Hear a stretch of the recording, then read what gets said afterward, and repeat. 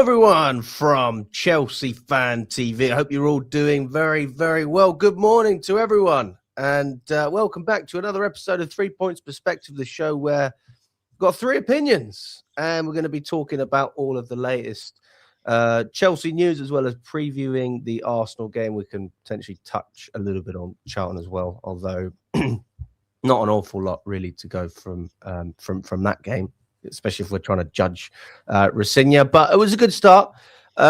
Listen, we are back, and I'm presuming you're both going to the Arsenal game, right? Yeah, of course. Oh yeah, yeah. How are you feeling about that one, Charlie? I mean, you were in the AFTV studio the other day. Yeah. Mate, I don't know how to feel about it. Obviously, it's a massive game. It's the biggest game of our season so far, without doubt, and it's obviously probably the biggest game of Rafinha's managerial career. So it's difficult to know how to feel about it, because it's a bit of a sense of an unknown, because you under Maresca, you sort of knew what you were going to get in a big game. You knew we'd, at the bare minimum, that we would compete, and we were capable of getting results in these kinds of games. We'd shown that. With Rafinha, because we haven't got that backlog of evidence of what he can do in a big game, it is kind of heading into the unknown. I mean, I can't imagine the setup is going to change very much from what we saw on Saturday. Obviously, the personnel will change, but I don't think the actual tactical setup will change very much. I mean, obviously, the Charlton game, he basically set up how he probably picks the team that Maresca would have picked anyway. That was exactly the same team on Saturday that played against Cardiff in the Carabao. It was exactly the same team that started. So, look, he didn't really do anything different. There was a couple of he only had a couple of training sessions before that game. He's had another maybe 3 training sessions before this one. I'm not expecting anything majorly different, but all I want to see is that we compete. There's that fight there. There's energy. There's intensity. There's desire, and we kind of go from there. Obviously, we don't know if Palmer and James are going to be available yet. For some reason, the press conference was yesterday, and it's normally a day before, but for some reason it was 2 days before. And so Palmer and James are still kind of doubts. If both of those don't make it, then obviously that makes it a lot more difficult for us. How are you feeling going into the Arsenal game, Nina? And by the way, how do you feel about the Charlton game? Because I don't even think we've spoken about that. Not with you, at least. Yeah, well, first off, on Charlton, I think that win was just more important for the team as a whole, just to lift them up in what's been a bit of a difficult couple of weeks and start to the new year. So I think it was really good to see them score 5 goals. I think it was nice to see them celebrate that. There would have been a nice feel-good factor after that game, and I think that was ultimately quite important for the dressing room. And also, nice for Rafinha to just have something to celebrate with the team as well. So it would have been a good starting point in terms of a bonding perspective, and a nice little lift for self-esteem. Nothing more than that, though. I think it was a good performance. There were some good moments of play. But I think ultimately the biggest tests will be, like we talk about this Arsenal game, like we talk about the remaining Premier League games and the Champions League games we have, of course, this season. So that's where the real tests start, and that's where we'll really see what Rafinha can implement in this team. So, I think nice for the team, got the job done. And then, facing his former club in the next round, which is quite funny.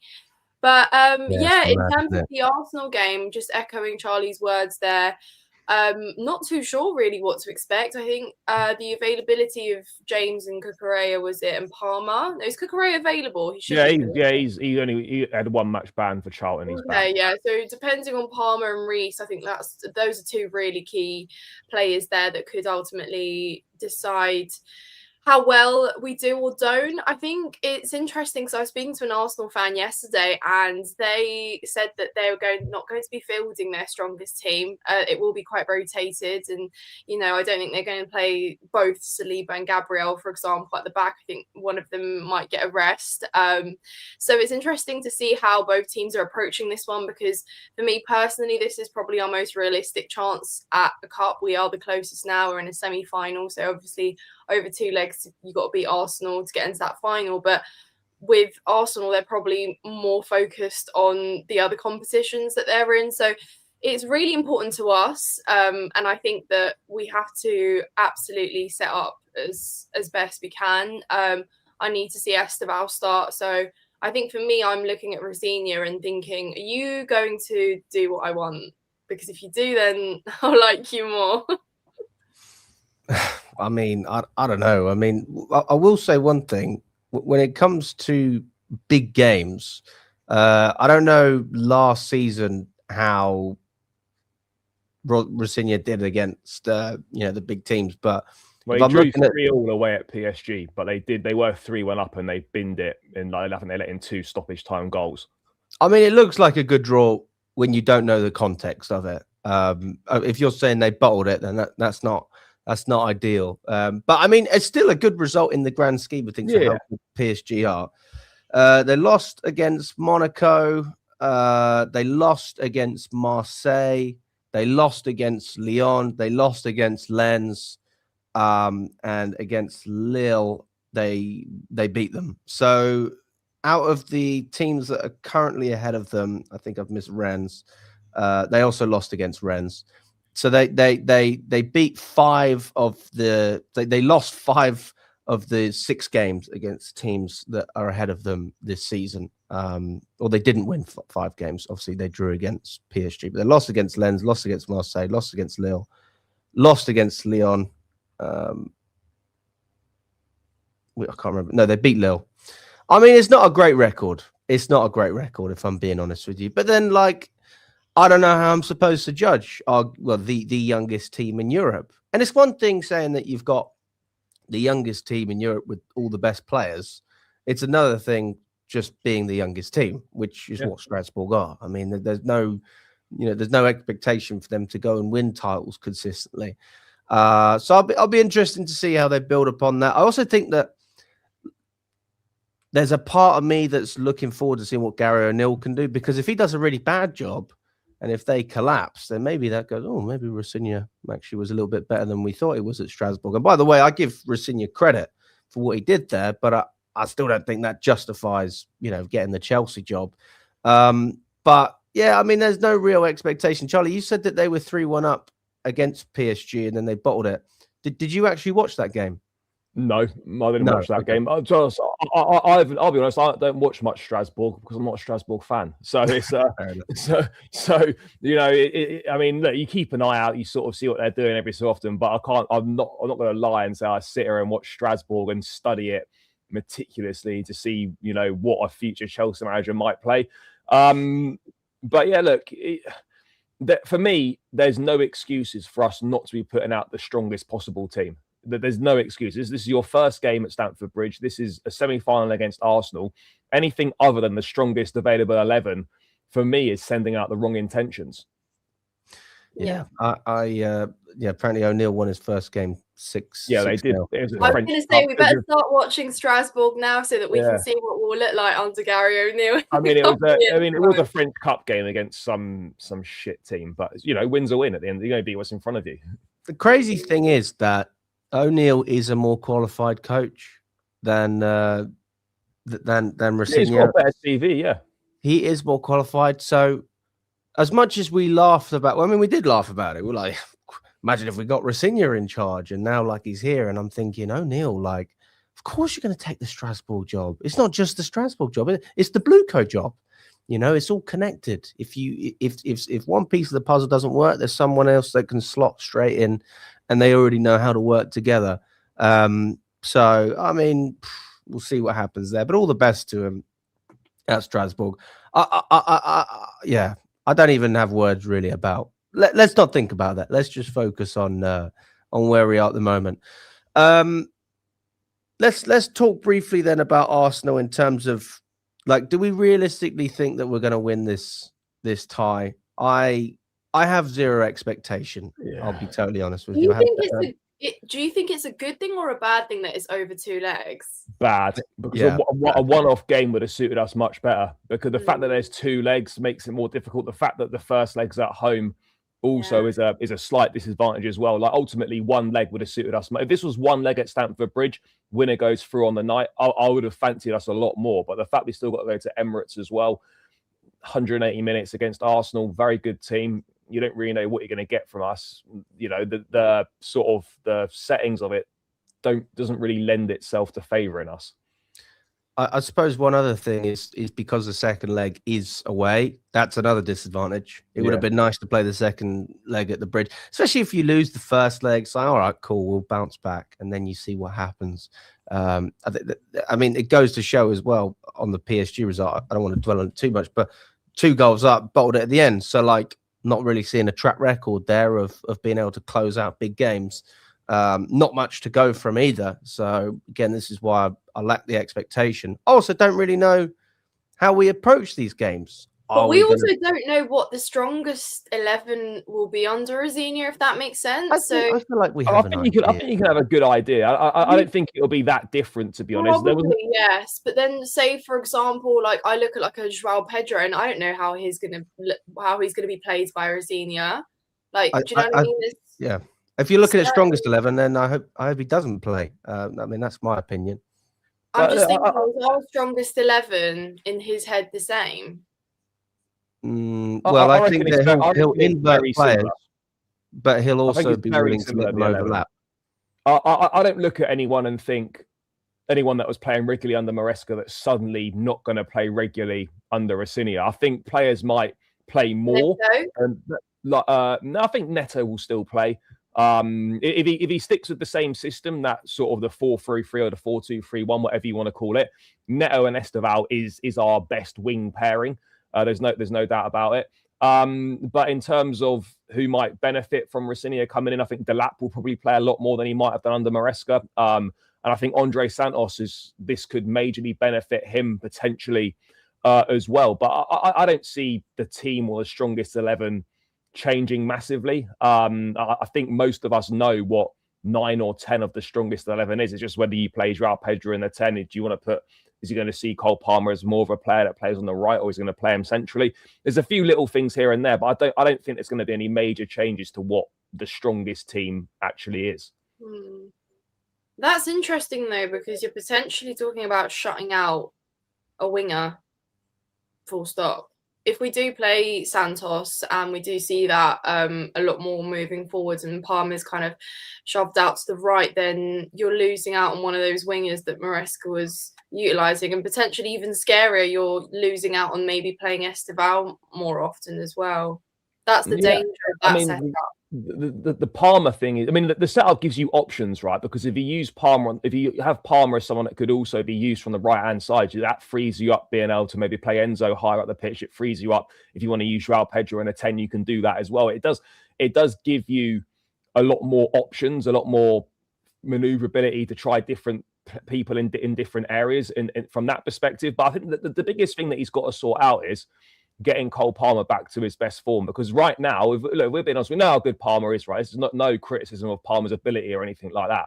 But right now, there should be no guarantees that he's an automatic starter. He shouldn't be any different to anyone else. You should have to earn your place in the team. And right now, it kind of feels like he's in the team because of what he's done in the past rather than how he's performing at this point in time. Since he's come back, he's not been that great. He looks short of match sharpness. He doesn't look fully fit. It looks like that groin issue is still giving him problems. And I've not been impressed with him since he's come back. Yeah, he's bagged a couple of goals, but he needs to earn his place in the team as well. And right now, if he's not fully 100% for tomorrow, I'm not starting him. He needs to be on the bench, or he might not even make the game. But I think the top of his list of things to do, and there's a lot of things he needs to do, he's got to find a way to get Palmer back to his best, because if he gets Palmer back to his best, that's going to make us a better team, full stop. So that for me is kind of the biggest thing that he needs to sort out. Especially if he's still carrying an injury. I mean, I remember when Enzo had the same problem and he played throughout the season. I mean, you respect it, but also you're like... But mate, I'll be so annoyed if, and this is a big if, by the way, because we don't know what's up with Palmer right now, if he ends up having the surgery. Because we just would have wasted so much time when he could have already had the surgery straight away and he'd be back playing probably now anyway.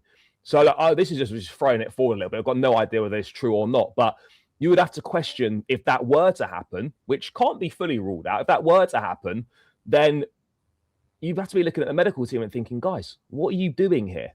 The same thing happened with Reece James. We tried so many times, avoided surgery, kept getting injured. Went for the surgery, no injuries. I get it, surgery's a last resort, right? It's something you want to avoid, but there seems to be repeat patterns going on. And I've just got a funny feeling that, Palmer could end up getting the surgery at some point over the second half of the season. You sort of feel like you just wasted a load of time here. You should have just sent him for it straight away. What do you think, Nina? Do you think we should rest him and let him come back, in time, or just go for the surgery? I mean, what's your take on it?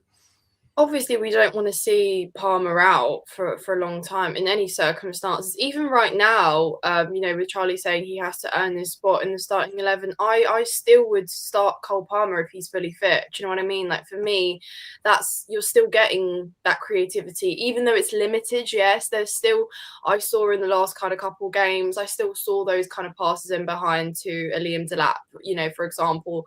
If Delap gets on the end of that, you're talking about an assist that easily. I know his all-round game has sort of significantly decreased to what we saw prior to his injury, but for me, Palmer is still a brilliant player, but of course that's probably limited by the fact that he isn't feeling fully fit. So yeah, it comes a time you must sort of put your, I guess, favoritism and your utopia aside and actually say he probably does need to be taken care of and he needs to be out for some time. Ironically, our results, we were actually going through a better patch when Cole Palmer was out. I don't think that directly really correlates with the fact that he was out and we were suddenly better.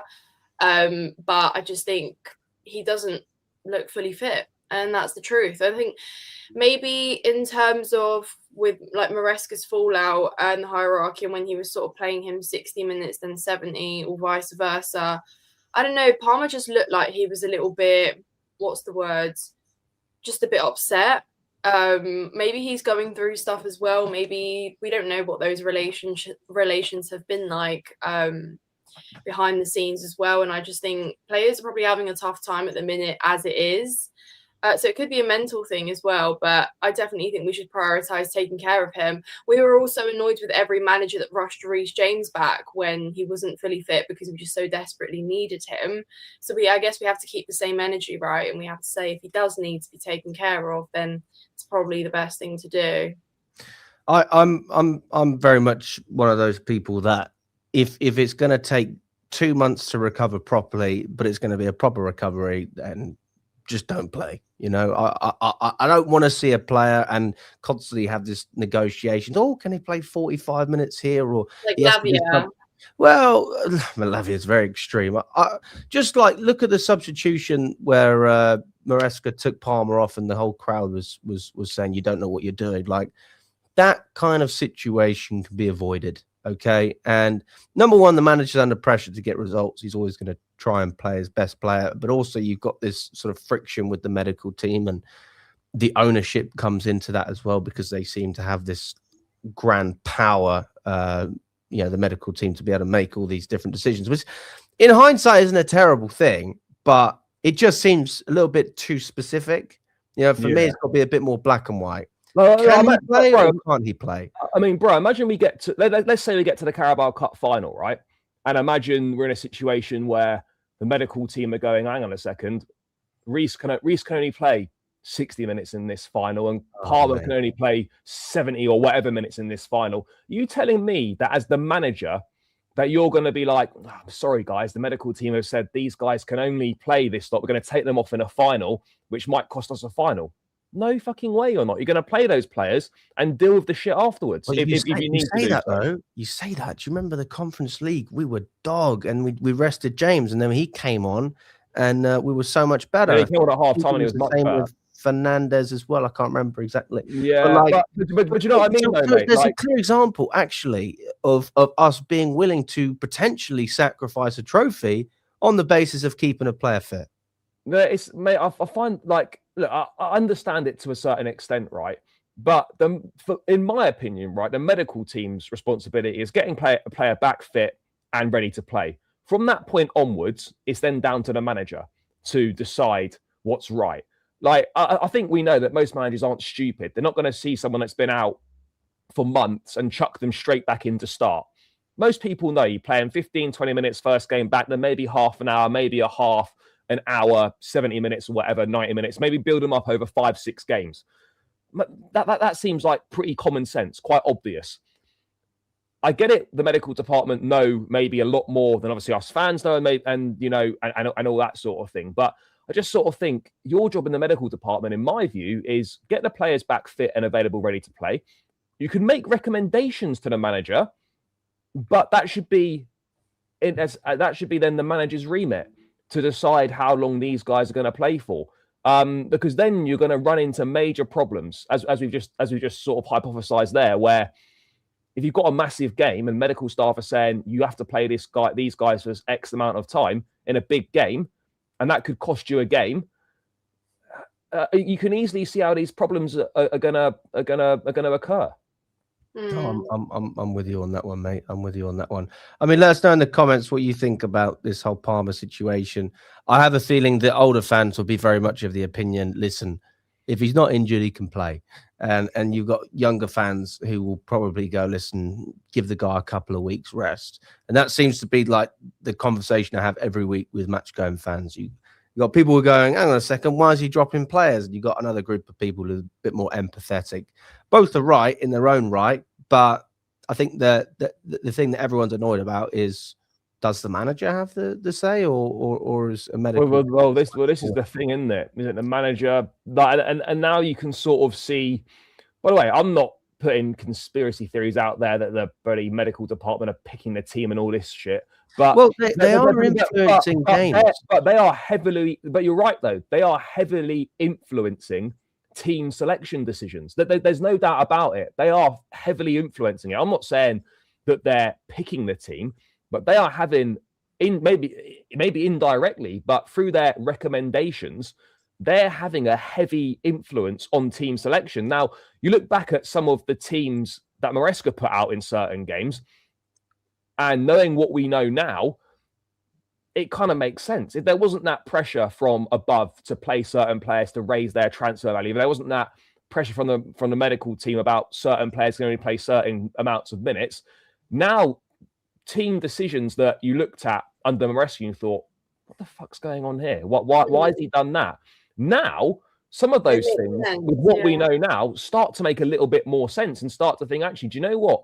This wasn't just the manager doing some sort of madness. This was as a result of heavy influence from those above. Now, I'm not saying that was every single game. There as well, though. Like, it makes sense why he never went to that press conference after the Bournemouth game. He had to answer for a lineup that he probably didn't even choose and decisions he didn't even make. Do you know what I mean? What's he going to be doing? Sat there in the press conference going, "Oh yeah, well I did X, Y, and Z because of this," when he didn't.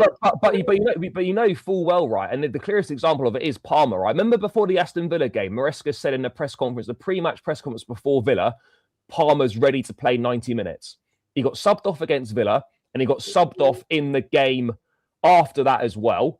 And I think he got subbed off in the next 3 games, basically. After we had Villa and then we had 60, then minute 70. Yeah, so it was against Villa he was taken off, and then I know he was taken off against Bournemouth. I can't remember what the game was in between the middle, but he was taken off in the subsequent 3 games afterwards when Maresca said he was fit to play 90 minutes. Now, that for me is a manager you don't come out as a manager and say this guy's fit to play 90 minutes. He's your best player, and then you sub him off in the next 3 games.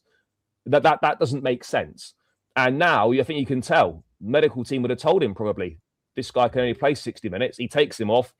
There's that reaction, and that reaction could well have been the final straw for him. He's like, you know what, fuck this. I'm done. You know, I'm getting flack for stuff that isn't even for a decision that I wouldn't make, that I didn't want to make. And this is what they do. You know, they use and they hide behind the manager. They'll hide behind medical teams. They'll hide behind whatever without ever taking responsibility. You notice how all these directors and everyone above that or whatever, they use the manager. The manager's just a shield.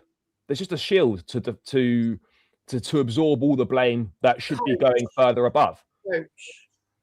Yeah, whatever the fuck they are. I mean, you remember when he had the first interview with what's his name, Lee Parker, and he did say, "Welcome, congratulations on becoming Chelsea head coach." That's what he said. So, bro, the messaging's very clear.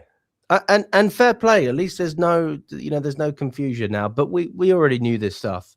it is insulting, I think, for any top manager to come in and have that. But that's why you bring in Rosinha, right? Because he's one of the only people that won't be insulted. He'll feel privileged.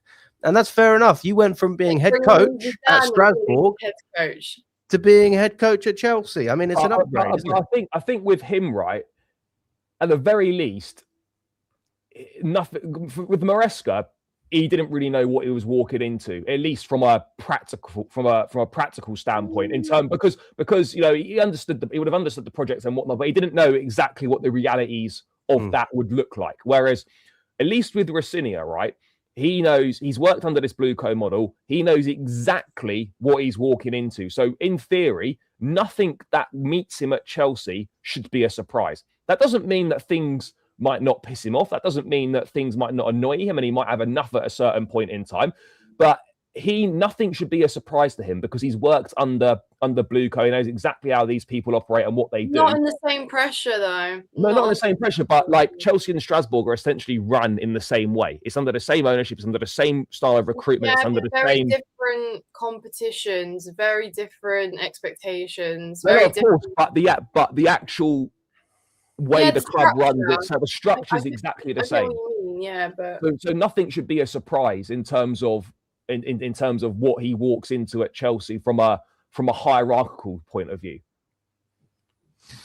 Let's go on to a little bit of transfer news, guys. There is some transfer news, guys, but unfortunately, it's not as exciting as we might have been hoping for. It's more about players leaving than players coming in. Although I say that there could be potentially a player who comes in with Kendry Pyers. Chelsea are considering recalling him from Strasbourg. He was meant to be there for a season-long loan. He's made 20 appearances, but he's only started 7 of them, and he's been left out of the side quite a lot this season. A lot of issues with his attitude and his lifestyle off the pitch, which, to be honest with you, might be news to some of you, but we remember when he first signed for us and he went away on international duty in Ecuador. Everyone in the national team ended up taking him out to clubs and went to a strip club. Yeah, I remember that. And he was only about 16 years old. Yeah. So I think he's been around that environment for a little bit of time. So I don't think it's entirely his fault, not to defend him. But when you're around that at 16, I don't think there's any surprise that years later, you've got a player who's struggling with his attitude. Having said that, I mean, from what I've seen, he's a very, very talented player. I don't think he actually fit into what Rosinha was trying to do either. Rosinha had him playing at wing back. He's not a counter-attacking player either. He's a player I think actually would have done quite well in in a Maresca system, almost playing in that 10 role at times, but still very young. Never going to start. I mean, I think recalling him from Strasbourg makes sense. He's not played a lot. It's clearly not really working out for him. If you recall him, that frees up an international loan spot, and you can send him to somewhere in England, maybe send him somewhere in the Championship, which is probably going to be better for his development in terms of potentially maybe being ready for Chelsea at some point. But look, it's still early days. This is his first season outside, his first 6 months so far outside of South America. He's a young kid still. Obviously not written him off or given up on him, but yeah, this Strasbourg thing clearly hasn't worked. And he said, if you recall him, you free up an international loan spot for someone else and maybe send him to the Championship potentially, and maybe that's going to be better for him. But I mean, look, players like Pyers and stuff, I don't really ever look at that and think, I wonder when he's going to be a Chelsea player. Sort of very much out of sight, out of mind. If you do well and you come into the fold at Chelsea, great. If you don't, then there's going to be loads of players like this. I mean, what's your take on it, Nina? Because, I mean, this is a player that we were comparing to Esteval, and now we're seeing Esteval playing for Chelsea, and obviously you got Kendry Pyers, can't even get into Strasbourg starting 11. Yeah, well, it's so interesting, isn't it? Because when we've spoken about recruitment in the past and sort of what's been very ambitious, Esteval, of course, what's been absolutely spectacular, Esteval, of course, you have to say that. But, we've signed so many young players in the last few years since the new owners took over that have mostly just not been that great on paper. Like on paper, they've sounded good and their potential has been limitless or whatever. But then when it's come to playing, even out on their loans or even at Chelsea, it's been quite underwhelming, or they're just not quite ready. And we've been so much more interested right now in getting players who will hit the ground running rather than having all these project players that are just hot and cold every game and you're wondering where they fit in. And I mean, Pies is obviously a very talented player and we've all seen the little clips and bits and bobs, but you know, if he's not starting there is no way in hell he comes over, and we're not in the Conference League anymore. He doesn't get minutes there. We're taking the cups quite seriously, and let's be real, there's so many other players right now who don't even get a sniff or much minutes in the cup game, so why would he? But yeah, it seems like a young talent that still needs to be coached. But I'm not too sure. There really comes a time where we have to just stop overhyping some of these youngsters and let them develop and grow and become decent players, and then we can talk about that. But right now, when I've got an Esteval in my team who looks like an absolute superstar and he's not even starting games, I'm so much more interested in just seeing him get the game time and turn into this regular starter, because I'm sorry, how can you have a talisman like Esteval in your team and he's a squad player, or you're playing him one game, you're benching him the next, or even so, like you saw how he came on and played against, who did we just play? Charlton. Did he come on? He was good. He made a big difference. And he was so great, right? But do you know what I mean? He had at least like 5 opportunities where he had a shot on goal, or he tested the keeper or did something. He is still playing like he's trying to prove himself. And in my opinion, Esteval has proved himself and how good he can be right now for us. So in a moment where you're looking to anything remotely good and a spark on the pitch, that's what Esteval offers. And I just can't really explain to myself why he continues to not start. And I'm sorry, but the age factor doesn't really cut it. Like I said, you know, in the worlds of Lamine Yamal, imagine Lamine Yamal being that player and then him getting benched for X amount of games and then coming on as, like, it just doesn't make sense to me. And if you're all about the young players, well, then you've got one that potentially looks like the full package and just needs time to continue to play and develop his craft, get better. But this is someone who can make such a big difference and you're not using him to his full potential. So I'm not interested in the Pieses and everybody else when I've got Esteval on my team, who I still want to start regularly. Obviously different players, but you know what I mean? Like, we have so many what ifs and we've had so many what ifs. We've finally got a player who looks very much ready, very much you know what you're getting with him because we see it game in, game out. He's had his quieter games, but you know what Esteval has to offer, so use him, you know. I mean, this is the thing as well. When you look at the recruitment, there's nothing wrong with signing a young player who eventually works out. It's just how long does that take? Like if we're looking at players that we signed a couple of years ago, or whatever it is, a lot of them aren't even here anymore. Way in. I mean, Santos is a player that I would argue is good squad depth, but like, it's not a Palmer. It's not an Esteval. You could say that Sanchez has started to regain some form, but what did we sacrifice in order to get to the stage we are now, right? Like with any young player, we had a fucking terrible, like where he was making mistakes every single week. I mean, it's driving me crazy. I thought that the reason we were so bad at points last season was just because of our goalkeeper. And what we've found out is the problems are obviously a lot deeper than just a goalkeeper. And even if certain signings work, there's only so much inexperience you can have before you just need a little bit of leadership that you can lean on. But the problem we've got is that so many of these players all need developing. Like I was saying the other day, Alex, like a big part of how successful they're going to be over this second half of the season is how much Delap, Santos, Estevals, these kind of players, how much do they develop over the second half of the season? If Racine can develop them to a certain extent and get more out of them, we're going to have a decent second half of the season. But if you can only maybe 1 or 2 of them improves, then it's going to be very difficult. We've got about 6, 7 or 8 players that all need developing. And our season success basically rests on how many of these can he develop and how much will they develop over the 6 months. And particularly when they all need to be playing minutes at the same time, they're not going to all be playing at the same time. So he's in a really, really tricky position here where 6 or 7 of this team all need developing. They're not all going to play at the same time. And the development of those players is basically going to decide, essentially, really, whether we make Champions League or not.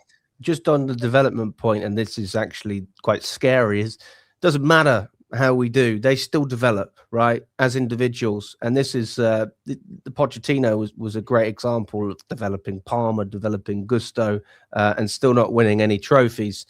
That is arguably a success in this model if you're taking away the finances of the Champions League. But let's just presume we were able to get Champions League anyway.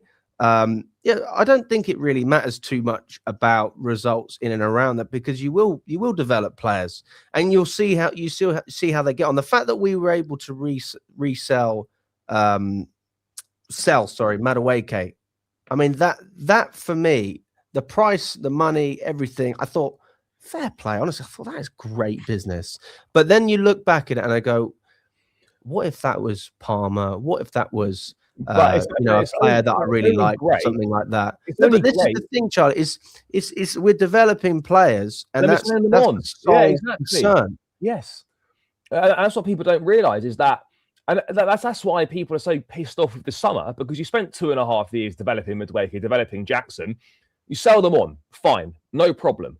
But if you're going to do that, you make sure you sign better players than them to replace them. Instead, you just signed those players again from 2.5 years ago, and you start the process all over again. So you develop players to a certain point where they can contribute to a team that's capable of finishing in the Champions League places and winning 2 trophies.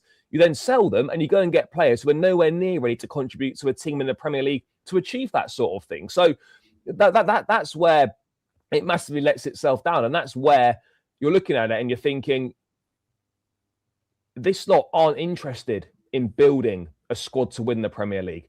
Because the first thing seems to be about not whether this player improves my team. Can I sell this player in 2-3 years' time for decent money? And that's why you don't see it. And that's why you don't see us sign any players like an Ivan Toney, like an Ollie Watkins, for example, or those types of players, because you get 3 years out of them, and that 3 years could be great, could win you trophies and whatnot, but they didn't care about that. Their thought is, no, we're not going to sign them because I can't get any value out of selling an Ivan Toney or an Ollie Watkins 3 years down the line from signing them. The thing is as well, though, I look at Gittins. I wouldn't have said this, but I am going to say it now. I'd say the same for Garnacho. I'd say the same for João Pedro. Very difficult to get more money than you paid. How are you going to ever generate, like, for example, 60 million on Jamie Gittins right now? No, but you're not. But you won't. But like, this is the thing, though, Charlie. Is that would that not say? And I'm not certainly defending it, but unless there's a good argument, we are just stupid. What is the point of bringing him in if you can't then get a profit?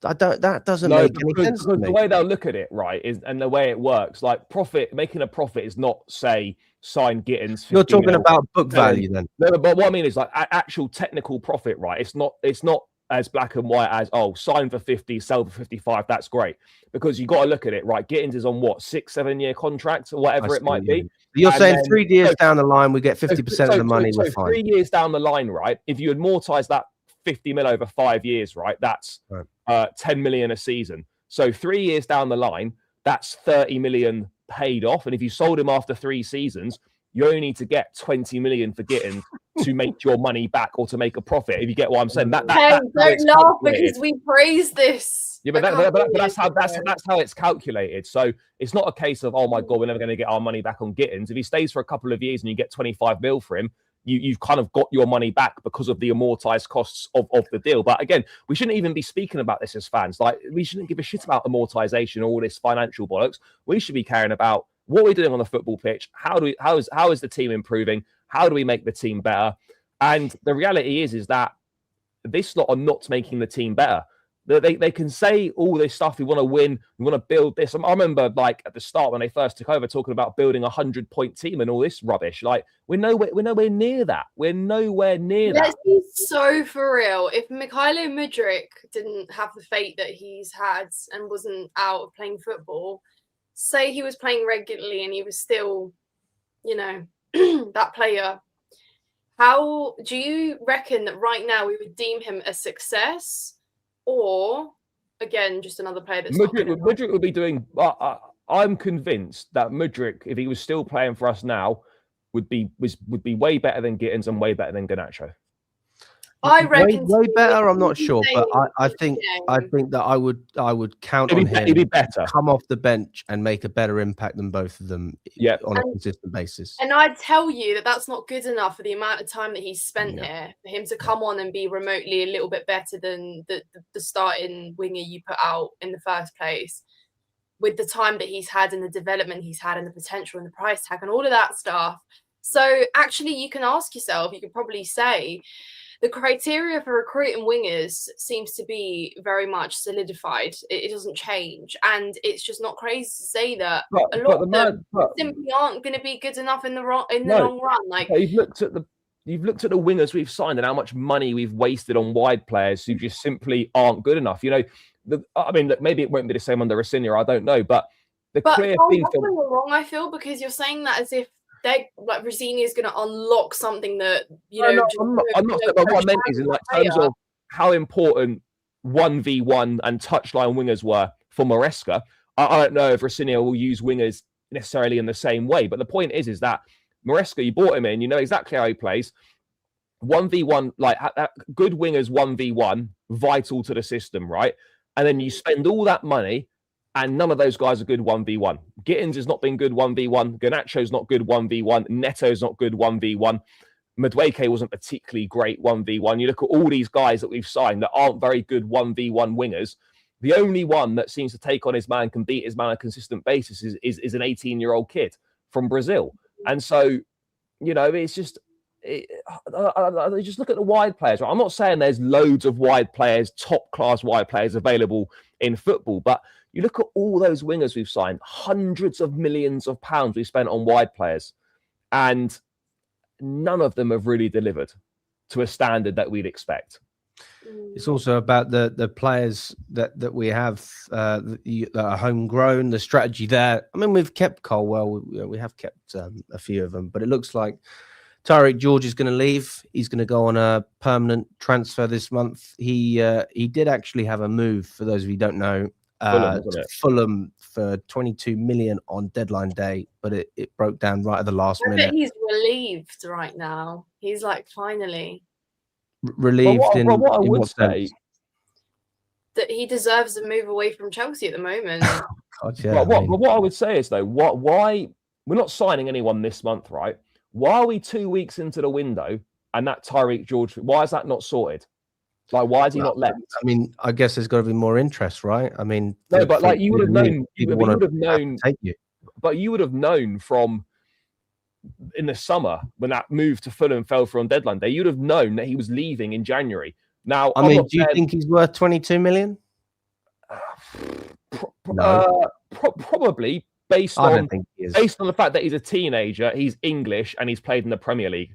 We're adding English tax. Bro, unfortunately, those things do make a difference to someone's price.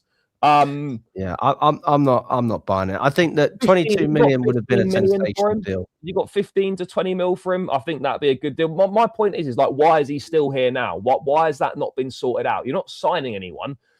Like, why is the Sassy still here 2 weeks into the window? Because nobody wants them, Charlie. Yeah, nobody wants them. Though. Like, we hear constantly about the Sassy's they'd pay the money if they wanted them. They don't want them. That's why they haven't left. The Sassy's been like sounded out by multiple clubs. He's offered to Barcelona. Like, what are they? And they said no. They said no. I don't want this bum. Who is this guy? What I would like to know is like, what are Winstanley and Stewart doing? Because we're not trying to buy any players. And you've got Washington, George, Disassi, Sterling, Kendry Pires, all these guys, and their futures are nowhere near sorted out. Why is everything always left to the last 10 days to a week. I just don't understand it. Like, what are you waiting for? I don't know. Maybe they're waiting for my birthday, 24th of January, guys. Disasi and Sterling to leave Chelsea on the same day. Who knows? But I don't know, Charlie. Look, I mean, what I do know is because they don't want him. They don't want him. Nobody wants to pay 325 grand a week for Sterling. Well, Nobody nobody's wants paying that Disasi. anyway. We know that. We know that Yeah, no one's gonna pay but that. I know, Charlie. But I'm just saying, nobody wants these guys. Nobody wants. The only people that want these players at the moment are the charities that they're running to, go and kick footballs with kids because they can't play with the adults. They can't play with the big boys. So that's the reality with Sterling and Disasi. With Pires, I mean, very difficult to know how to manage that situation. I mean, it's a great destination. France is a good stepping stone, and the guy can't cut it. So what does that tell you? Maybe he needs to go somewhere in England. I'd say a championship loan would be appropriate because there's less distractions, especially if you go to, somewhere like Hull, which is, I can't imagine there's a great nightlife out there.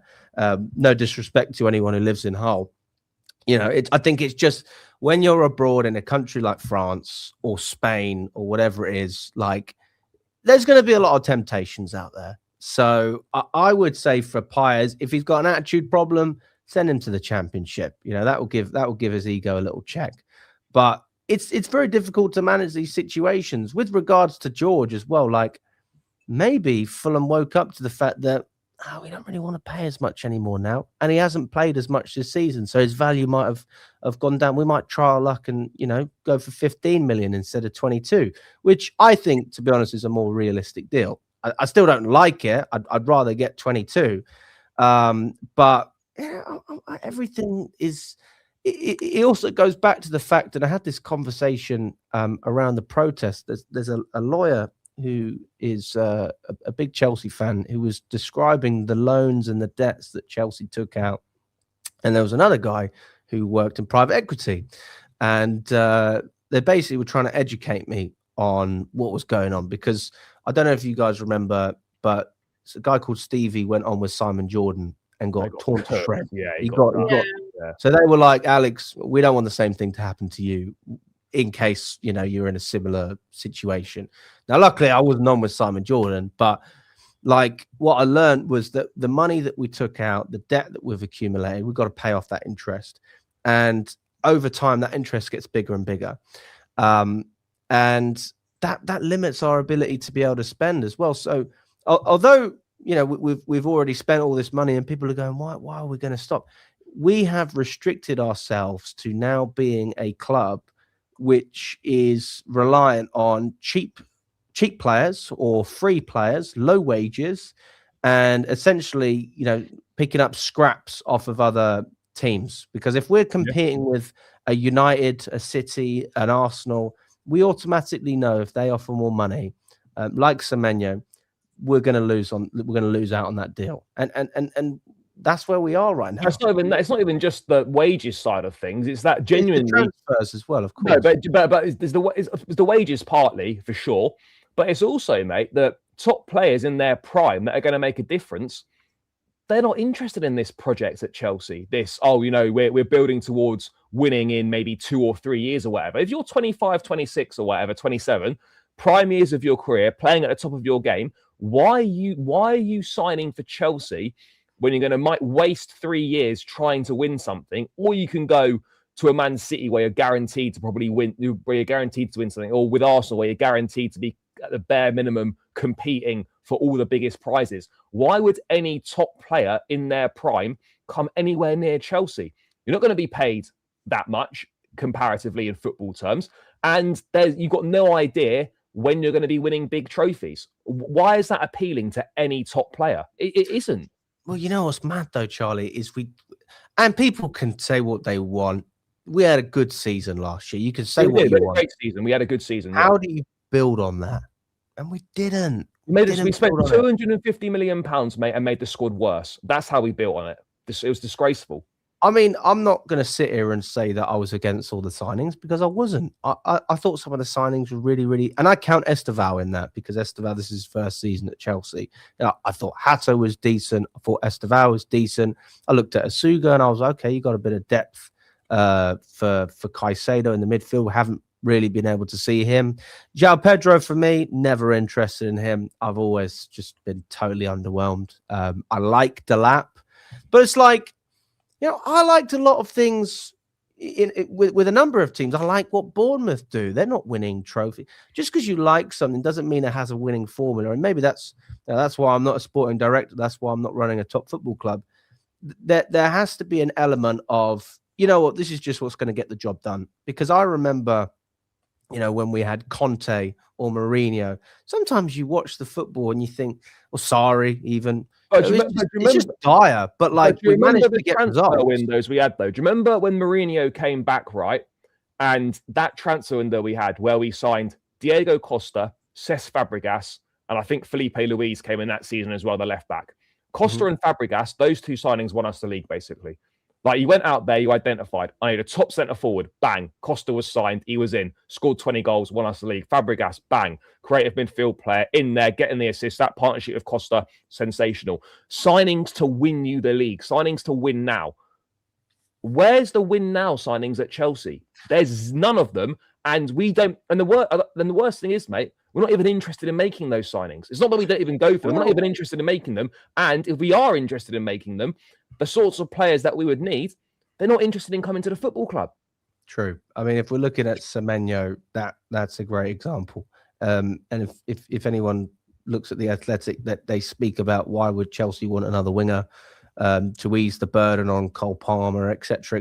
Also because a lot of our wingers are underperforming. Yeah.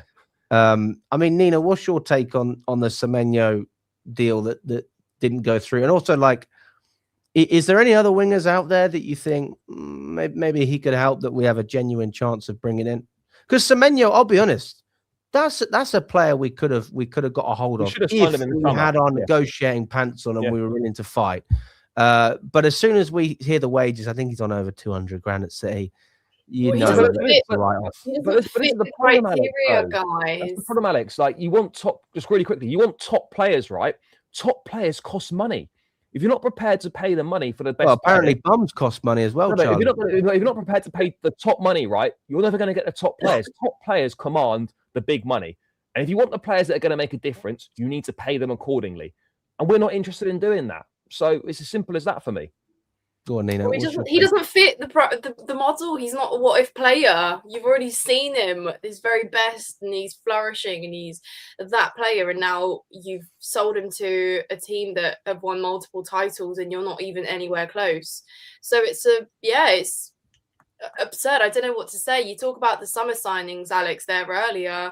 Not once did I go, oh wow, Gittins, oh wow, Garnacho, and say these are really inspiring signings here that you're looking at taking you to the next level of pushing and challenging for a league title. It's just as simple as that. So, but that is the problem. If the money's there, you're spending it wrong. I think that's the thing. Of course, we never really questioned whether, because let's be real, there's owners in football that don't spend money. We didn't have that problem. We spent money, yes, and it looked all ambitious, but now we look back and we think it wasn't spent right, or we could have spent that money better. And of course we're going to bring up the fact that, and I'm not just singling Gittins and Garnacho out, I'm simply just using them to make the point here, where combined they cost what, 120 million?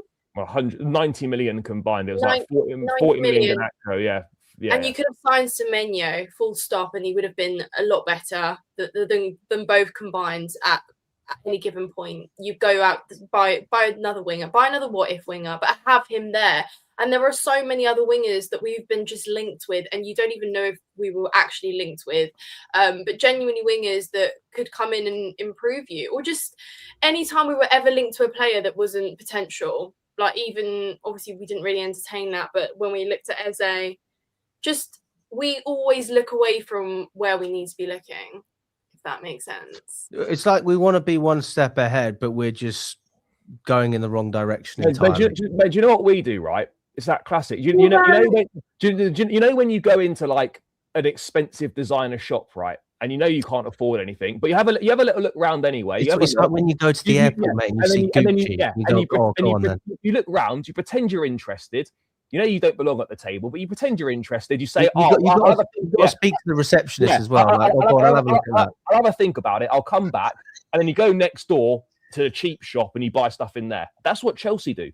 They go into the shop, into the Primark SC, Charlie. Yeah, they pretend they're interested in the stuff. We'll have a think about it. We'll come back knowing they got no intentions of coming back. They go next door, get a cheap option. That's what they do. I mean, to be fair, Charlie, I spent about 15 quid on this in the charity shop. So, I mean, you can get some nice things for a bargain. You can, but is that going to win you a fashion award, mate? You never know. Maybe it will. Maybe we'll see what happens. I don't know. I mean, it's interesting.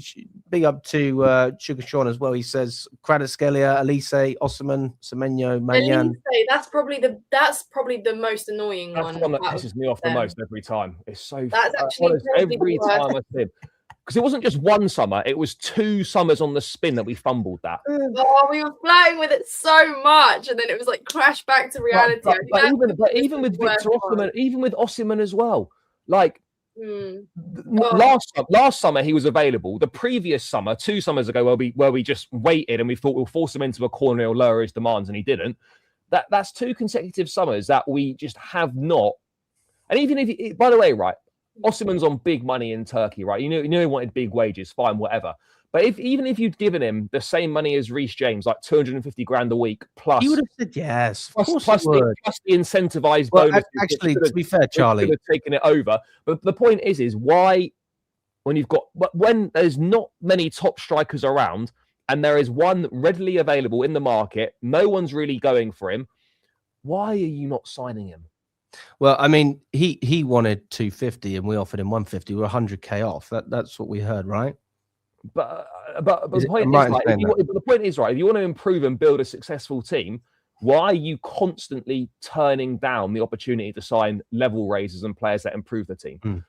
As that comment said, genuinely speaking, right, that Chelsea should have Elise in the team, Osimhen in the team. They should have Manyan in goal. They should have Semenyo playing on one side as well. Realistically, right, there should be Semenyo on the left, Elise maybe playing off the right, and then you could have Osimhen up front. There's no reason why that shouldn't be Chelsea's front 3. But the reason why it's not is 1, gross incompetence, and 2, because they don't want to pay the money. Yeah, I mean that's basically our situation, and that's fine. And that's fine. If you don't want to pay the money, that's fine. If you're a smaller club or whatever, and you haven't got the pressure on you to win and whatnot. But that's not fine when you're Chelsea, because if you don't do that, cities will do that, Arsenal's will do that, etc., and you get left behind. And that's exactly what's happening. Instead of closing the gap is getting wider and wider because those teams recruit properly and we don't. I mean, looks like Conor Gallagher is going to be going to Tottenham as well for about 35 million pounds. Apparently, we've got a sell-on clause. There is a sell-on clause. That's going to look great in the trophy cabinet. Let's celebrate the sell-on clause. Yeah, let's stick the sell-on clause in the cabinet along with a low wage bill and all that other rubbish we've got in there. We need a cabinet for sell-on clause percentages and profit margins and amortization, all the rest of it. That is what we're celebrating at the moment. I mean, I have to say I'm a bit surprised about that, but at the same time, he's desperate to get into the England squad, isn't he? So. I mean, that's probably the main reasoning behind it. To be honest, it's always disappointing to see a Chelsea player go to Tottenham, but it's not direct. It's not. Would you boo him? Would you boo him, Charlie? I'm not into this. He's playing for the enemy, mate. Mate, I'm just neutral reaction, whatever. But what I'm saying is that 1, we forced him out of his boyhood club, right? And so you can understand. So like we didn't want him, made it clear. The club did him dirty. We know all that, whatever. Fine. He goes to Atletico Madrid. It doesn't really work out. I can't understand for the life of me why he didn't want to go to Aston Villa. And the only reason he's gone to Tottenham is 1, probably because he wants to live in London over Birmingham. And that's fair enough, I suppose. And secondly, it's a game time situation. Gallagher is a decent enough player. But when you go to Aston Villa, where you've got John McGinn, you've got Amadou Onana, you've got Yuri Tielemans, you've got Boubacar Kamara, you've got Bogard as well, the young lad there. There's 4 or 5 very, very good midfield players there. And it's going to be tough for him to get in a team on a regular basis. However, Champions League football, a team that's going places, working under Unai Emery, it seems like a no-brainer from a football perspective, but you can't underestimate the power of London in decision making for players. You really can't. The power of London. No, but it's true though. Like Newcastle know about that the hard way. Is that if you've got a choice between living in London or Newcastle or these places, players, like that, no, fair enough. Players mostly want, and I'm not saying that these places aren't nice, but players will generally prefer to live in London. No, it's true. That does have a big impact on a decision. He knows what he's gotten into, though. Do you know what I mean? It's going to be quite funny, and I think he can take it. I mean, a former Chelsea player going to Tottenham, mate. You know what you're in for when you come to Stamford Bridge. You just have to take it. You make a choice, go, fine. I think personally, of course, he's going to be incentivized by coming back to London. He probably thinks he's got more of a chance of being a bit more of a main man or more involved at Tottenham than Aston Villa currently, especially given their league positions and how well and how bad they're doing. So yeah, I mean, it's always strange. I don't think we've ever supported and said, woohoo, a Chelsea player going to Tottenham. But at the end of the day, he's had to think about his career. I think it's obviously Chelsea never really offered him anything. I think he did want to stay. When he was here, I did say he was a squad player at best. He obviously had a better spell under Pochettino, wasn't it, when he was playing regularly the whole season. But yeah, other than that, didn't really envision us building a team around Conor Gallagher. So yeah, I'm happy that he had his good moments at Atletico. Not going to wish him best of luck at Tottenham, but it is what it is. You know? I think it's a good move for him. I think it's a good move for him. I think if Frank's still there, then that's a good signing for Frank. Like, he'll be all over that. Although I don't think Frank's going to last. I think he's gone. I just don't understand. I don't understand what they're doing. I can't believe how many people are sacking their managers as well. Mate, well, it's been a mad January. Xabi Alonso's gone now. I mean, he went yesterday. Yeah, Nancy's gone. Celtic, United, Chelsea. Who else have I missed? Well, Chelsea, United, Celtic, Liverpool. Not Liverpool. Sorry, Real Madrid. That's 4. Yeah, there's quite a few. What are we talking about? Managers that have been sacked. Oh right, yeah. It's just a bit of a weird time to do it. Like, I mean, Xabi Alonso, it seemed like it was almost like no matter how many games he won, he was always going to get sacked. Mate, he won 24 out of his 34 games in charge, and he's gone. But I don't think it was a results thing necessarily. It was more to do with like the players not getting on with him and stuff. Like, the player power at Real Madrid is mad. I don't get it. I mean, fair enough. I suppose if you have, this is the thing as well. Like I've spoken about at Stamford Bridge, and this is when Maresca was still here, and difficult for me to say the same thing now because I don't really want to defend Rosinha. I don't know enough about him. But they were going, this guy's rubbish, blah, blah, blah. We managed to win a Champions League with Di Matteo. So if he can win it, then this guy's got to perform. I'm going, well, Di Matteo had Drogba and Lampard and Cech and Terry and all these guys. That's very, very different. And it's the same at Madrid, right?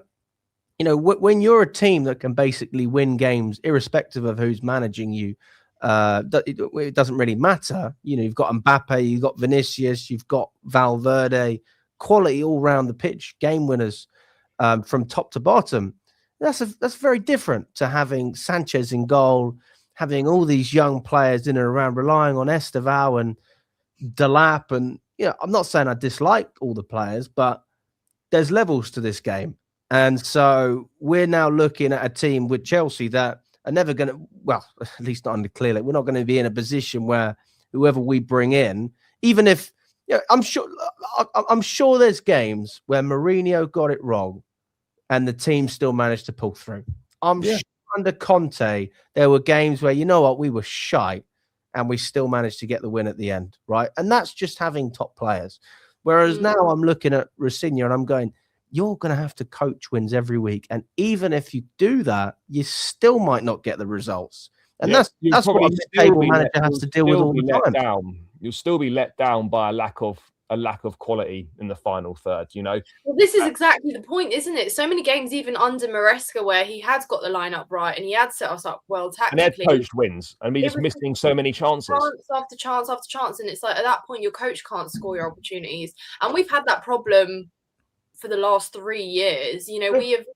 it's been so difficult. Obviously, we've missed a striker. We haven't had that killer out and out number 9 that can bag you 20 goals a season. But also equally, we haven't had enough output from our wingers to substitute for that as well. You know, like when Arsenal, for example, and I hate to use them as an example here, but when they were missing a man up front as well, they still they had alternatives because there was goals coming from across the team, across the front line.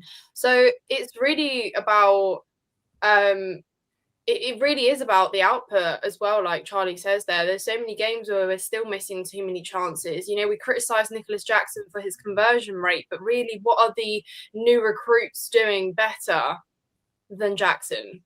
If we have to be completely honest right now. Like, there are so many conversations we can have about this, but yeah, you do ask yourself, have you upgraded or have you just simply not upgraded, substituted what you already had? At best, you've gone sideways. Absolute best, you've gone sideways. Yeah. Whose bedtime alarm went off? No, that was me. Yeah, that was me. Bedtime 11:15. No, it's not bedtime. Oh, he's having a lion. No, absolutely not having a lion. No. What time did you get up this morning, Charlie? Like sounds like 6. Ugh. Yeah, that's brutal. Isn't it? I was like, oh God, I've got to get up at 9. Oh, how terrible for you, mate. I've got to get up at 9 o'clock. Can you believe it? But what time are you in bed, Charlie? That's the real question. Oh, I go to bed at like 10:30. Yeah.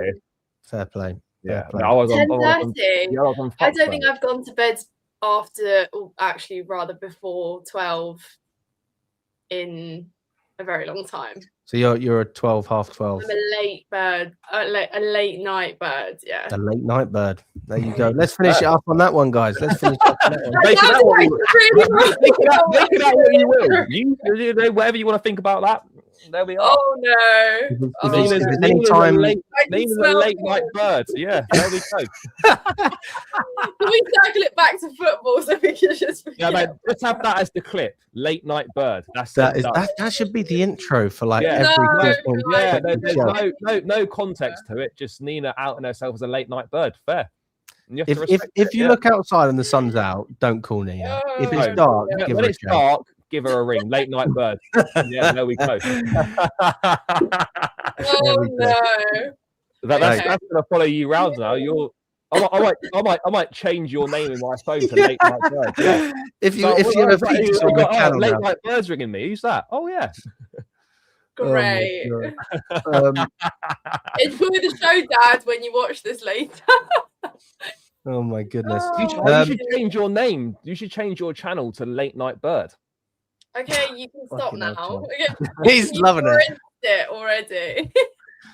Oh, God. Right. Guys, I'm just gonna go and jump out my window. Smash the like button, guys. Subscribe to the channel if you haven't already. Really appreciate everyone everyone watching as well. Go and subscribe to the Blue Brother and the Late Night Bird as well. No. Channels are in Late Night Bird, link in the description. Live streams at midnight on a daily basis. Oh God. There you go. All right. Any last words, Nina? No, I don't think I'm saying anything ever again, to be honest with you. No worries.